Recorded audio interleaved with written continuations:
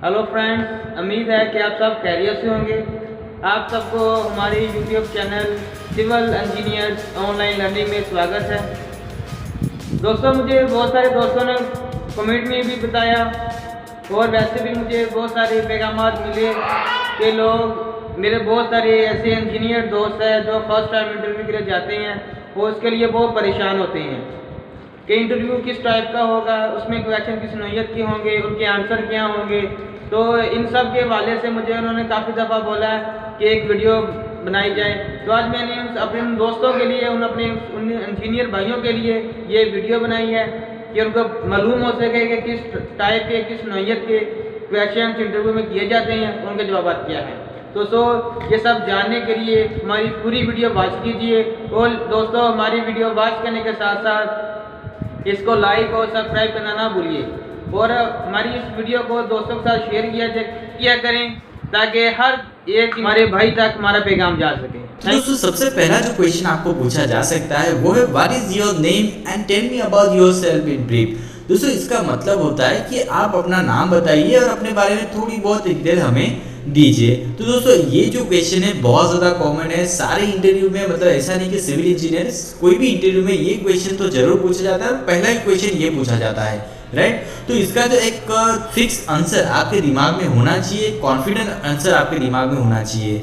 तो अगर दोस्तों आप इंग्लिश में आंसर इंग्लिश में इंटरव्यू दे रहे हैं तो आप ऐसे बोल सकते हैं माय नेम इज भूषण महाजन। यहाँ पे आप अपना नाम यूज कर सकते हैं, जो भी नाम हो।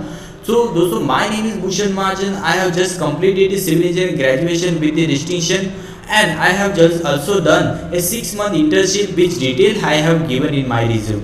राइट दोस्तों, इसका मतलब होता है कि अगर हिंदी में बोले तो मेरा नाम भूषण महाजन है, अभी मैंने सिविल इंजीनियरिंग का डिप्लोमा ग्रेजुएशन कंप्लीट किया है विद डिस्टिंक्शन के साथ, राइट। और उसके साथ ही मैंने 6 महीने का इंटर्नशिप भी किया है जिसकी डिटेल मैंने अपने रिज्यूम में दी है, विवरण दी।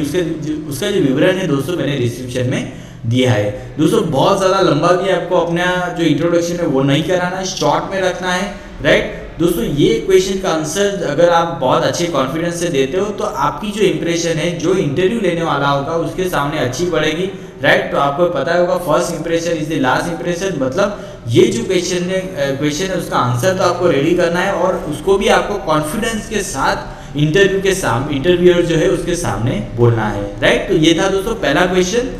उसके बाद दोस्तों टेक्निकल क्वेश्चन आएंगे जैसे कि what are the different grades of concrete. तो डिफरेंट ग्रेड्स ऑफ कंक्रीट तो there are M7.5, M10, M15, M20, M25 and so on as per the requirement. मतलब अलग अलग ग्रेड ऑफ कंक्रीट है दोस्तों, आवश्यकता के अनुसार यूज किए जाते हैं, राइट। तो दोस्तों, ये थे अलग अलग ग्रेड ऑफ कंक्रीट। इस तरह से आपको इसका आंसर देना है।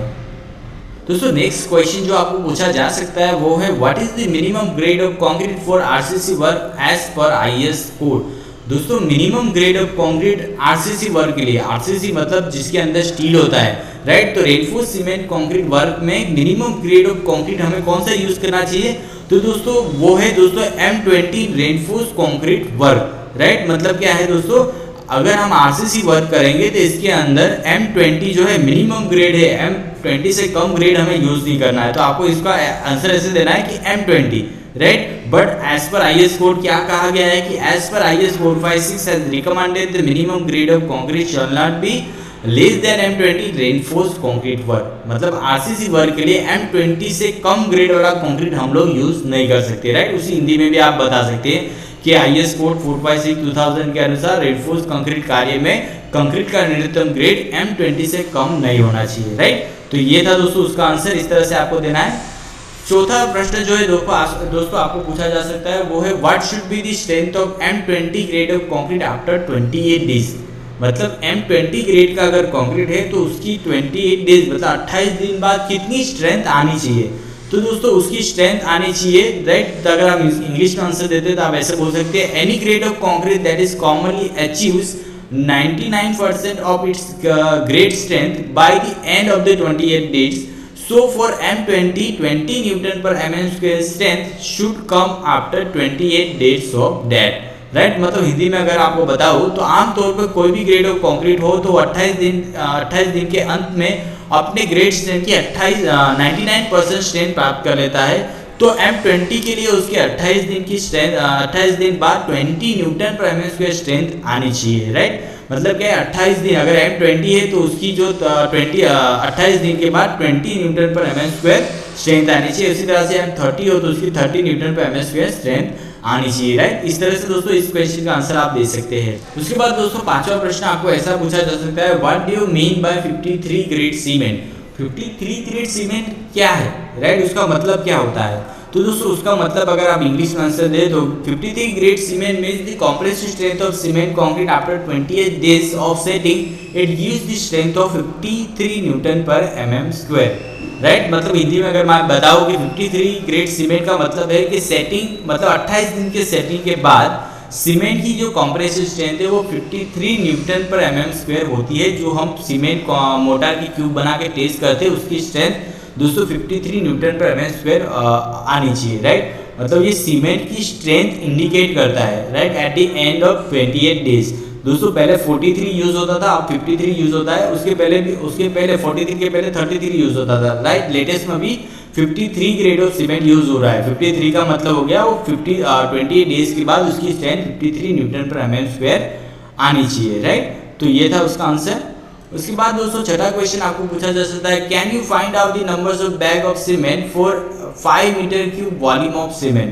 दोस्तों ये क्वेश्चन ऐसा पूछा गया है कि आप 5 metre cube volume of cement है उसका बैग्स में कन्वर्ट करके दिखाइए कि 5 मीटर क्यूब सीमेंट वॉल्यूम है तो उसकी कितनी बैग्स बनेंगी, राइट। तो उसका आंसर आप ऐसे कैलकुलेट कर सकते हैं, numbers of cement bag is equal to जितना वॉल्यूम है डिवाइड बाय 0.035 करेंगे तो हमें सीधा बैग्स मिलेगी, राइट। दोस्तों 0.035 क्या है, 50 kg बैग जो आती है सीमेंट की उसका वॉल्यूम है।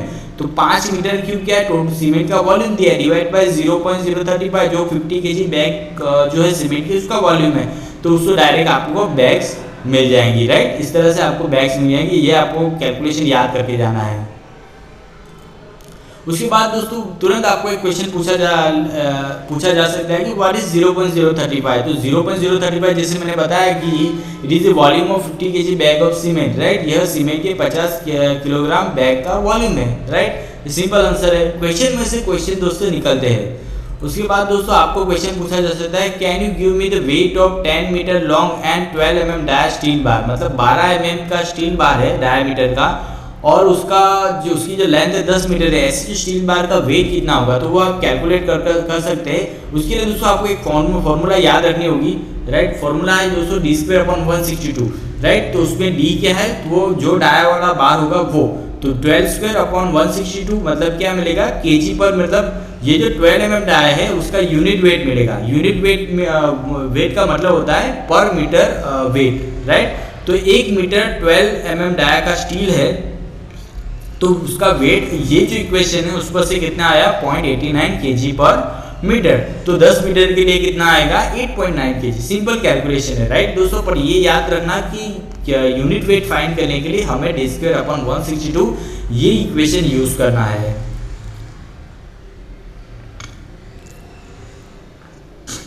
उसके बाद दोस्तों नेक्स्ट क्वेश्चन आपको पूछा जा सकता है, what is the full form of TMT and TMX। दोस्तों आपने बहुत सारे स्टील पे TMT देखा होगा, TMX लिखा होगा, तो उसका फुल फॉर्म भी आपको पूछ लिया जाएगा। तो उसका फुल फॉर्म है दोस्तों, TMT का फुल फॉर्म होता है थर्मोमैकेनिकली ट्रीटमेंट, और जो TMX होता है उसका होता है थर्मेक्स रीबार, राइट। जो थर्मेक्स है उसमें TM और यहाँ से X लगा दिया है, मतलब इसको TMS कहा गया है। और ये है उसका फर्स्ट अल्फाबेट लिया है, मतलब ये TMT थर्मोमैकेनिकली ट्रीटमेंट एंड थर्मक्स। ये दोनों दोस्तों अगर पूछा जाए और डिटेल में कि ये क्या है, तो ये स्टील बनाने की प्रोसेस है, राइट। ये प्रोसेस के नाम है, ये स्टील की ब्रांड नहीं है, ये प्रोसेस की नाम है, राइट।